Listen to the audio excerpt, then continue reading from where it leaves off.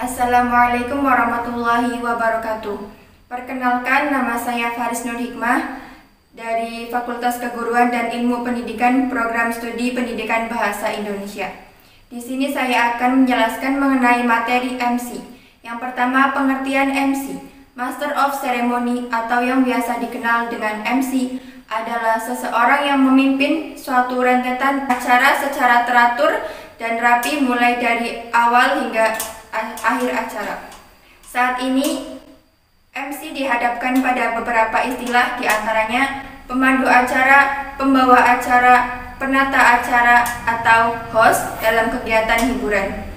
MC merupakan seni membawakan acara dengan bahasa lisan yang efektif dan menggunakan vokal yang jelas dengan didukung oleh penggunaan bahasa lisan maupun tulisan dan bahasa. Bahkan ada yang mengatakan seorang MC adalah seniman kata-kata dan seniman bahasa tubuh.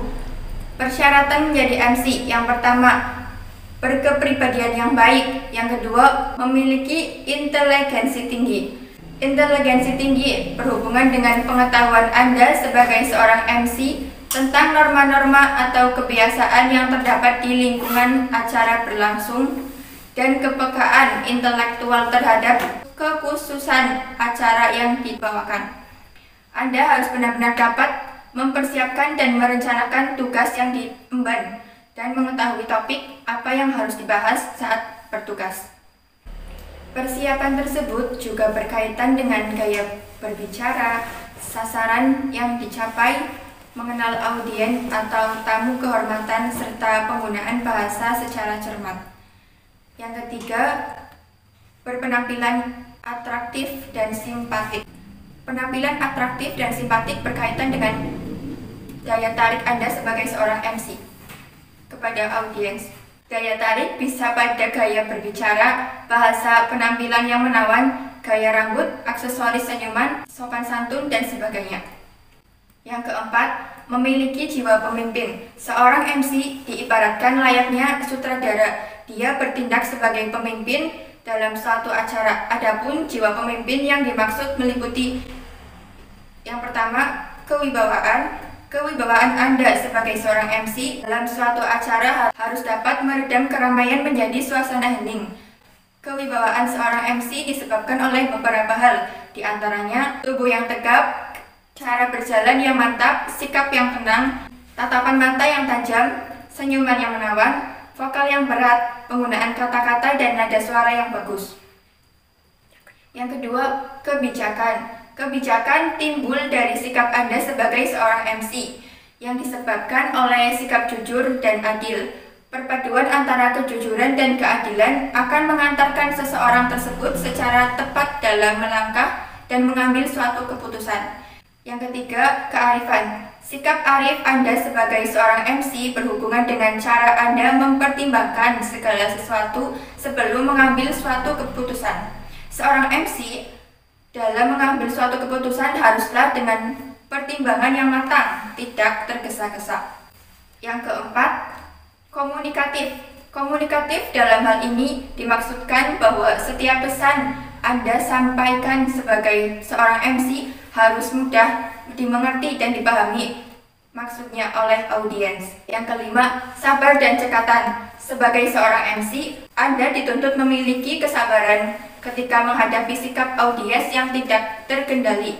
Selain itu, Anda juga dituntut memiliki sikap cekatan dalam mengambil suatu keputusan.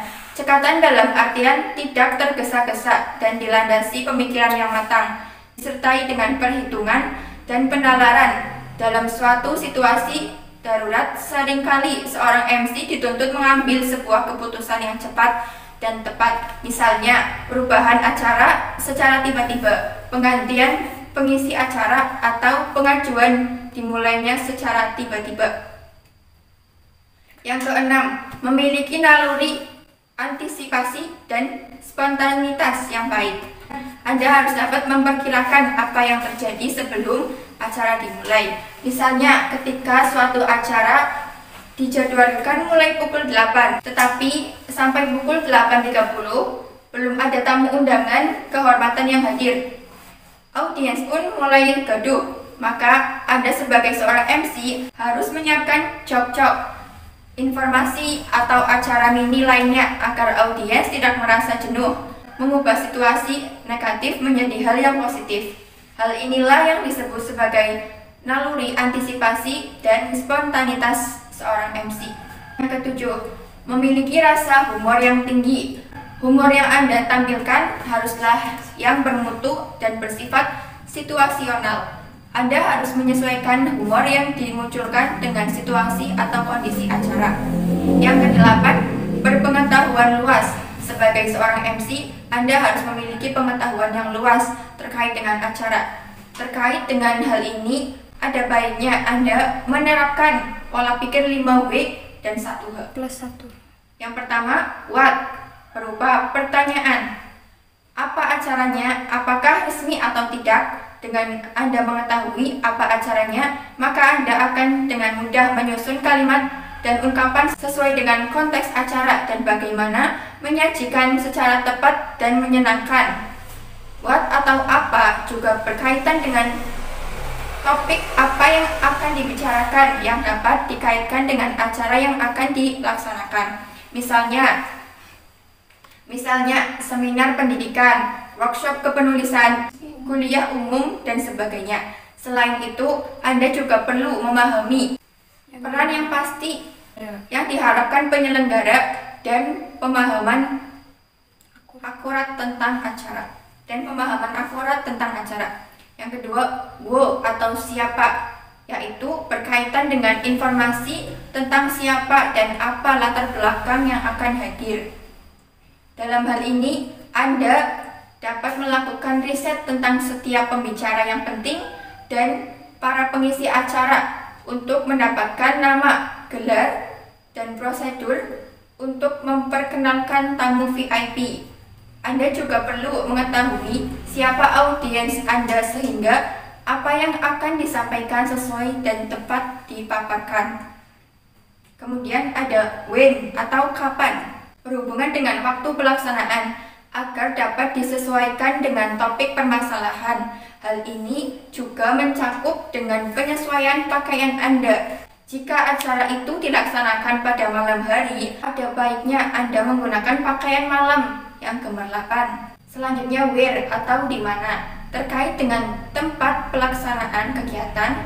Apakah pelaksanaan dilakukan di ruangan tertutup atau terbuka? Apakah pelaksanaan dekat dengan keramaian, pasar, pabrik, atau justru jauh dari keramaian? Tempat pelaksanaan acara akan berpengaruh pada suara dan gaya penyampaian Anda sebagai seorang MC.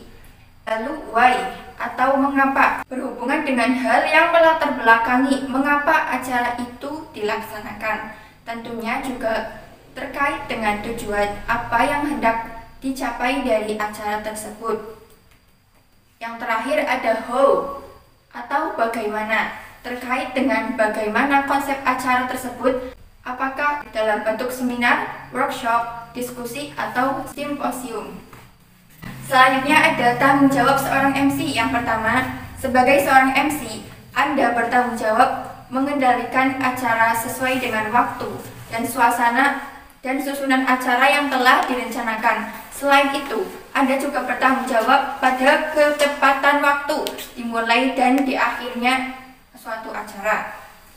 Jika dalam suatu acara pembicaraan atau tamu istimewa yang ditunggu belum juga hadir, maka sebagai seorang MC, Anda harus dapat membuat audiens harus dapat menghidupkan suasana di tengah agar mereka tidak merasa jenuh. Yang kedua, sebagai seorang MC, Anda mempunyai tanggung jawab mengenalkan pembicara kepada audiens. Oleh karena itu, Anda harus mengenal lebih dalam profil dan latar belakang pengisi seperti nama lengkap pembicara, gelar akademik, profesi, jabatan, prestasi, dan lain sebagainya. Hal itu dapat Anda tanyakan secara langsung kepada panitia atau bisa mencari tahu sendiri dengan cara browsing. Selanjutnya, Anda juga harus mampu menjadi jembatan dalam membangun kredibilitas antara pembicara dan audiens. Anda harus mengenalkan pembicara dengan bahasa yang menarik sehingga audiens tertarik untuk menyimak pemaparan materi dari pembicara. Yang ketiga, sebagai seorang MC, Anda bertanggung jawab menjaga antusiasme, semangat, dan juga menjaga agar suasana tetap berjalan meriah dan kondusif. Selain itu, Anda juga bertanggung jawab sebagai pengaruh bagi audiens. Anda harus mampu memunculkan rasa semangat dan gairah serta keceriaan sehingga rasa itu akan menular kepada audiens. Kemudian ada beberapa hal yang perlu diperhatikan ketika menjadi seorang MC. Yang pertama, menyebut jabatan dan nama pejabat pada acara resmi, seperti yang terhormat Gubernur Jawa Tengah beserta Ibu, yang terhormat Menteri Sosial, Ibu atau Bapak. Yang kedua, kata yang terhormat hanya disampaikan kepada satu orang saja, yang lain dengan sebutan yang kami hormati. Yang ketiga, pada acara resmi, MC menyebut dirinya dengan kata kami, sedangkan kata saya hanya digunakan untuk pada acara hiburan. Adapun larangan yang harus dihindari menjadi seorang MC, diantaranya: pertama, hindari penggunaan kata-kata seperti hadirin sekalian, para hadirin sekalian, para hadirin. Waktu dan tempat kami persilakan untuk mempersingkat waktu malam atau pagi yang berbahagia ini, dan menginjak atau melangkah ke acara berikutnya harus dihindari. Yang kedua, terlalu sering mengulang kata yang sama dalam waktu berdekatan seperti selanjutnya, berikutnya, kemudian, dan lain sebagainya. Yang ketiga, mengulang atau membuat simpulan terhadap sambutan seseorang dalam suatu acara resmi.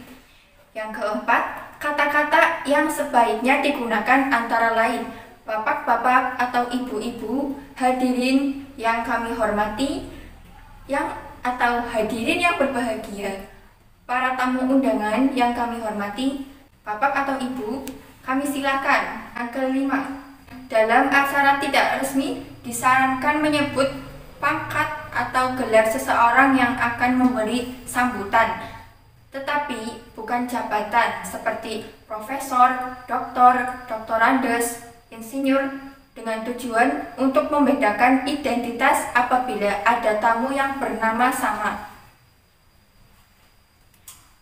Kemudian yang keempat, mulailah berbicara pada saat Anda mencapai ketenangan prima. Yang kelima, jaga kontak mata dengan hadirin dan tetap tersenyum selama Anda menjalankan tugas. Yang keenam, jangan tergesa-gesa meninggalkan mic setelah mempersilahkan seseorang untuk tampil, dan berbicaralah sesudah si pembicara duduk kembali.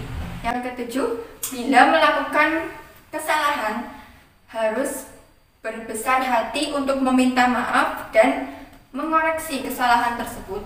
Yang kedelapan, bila menghadapi keadaan darurat, jangan mudah panik, tetap tenang, tanggap, cakap, bijaksana, dan berwibawa untuk menenangkan hadirin. Yang kesembilan, sikap MC ketika memandu acara resmi adalah sebagai berikut. Duduk di tempat yang tersedia, didampingi seorang panitia. Kemudian berdirilah di saat berbicara.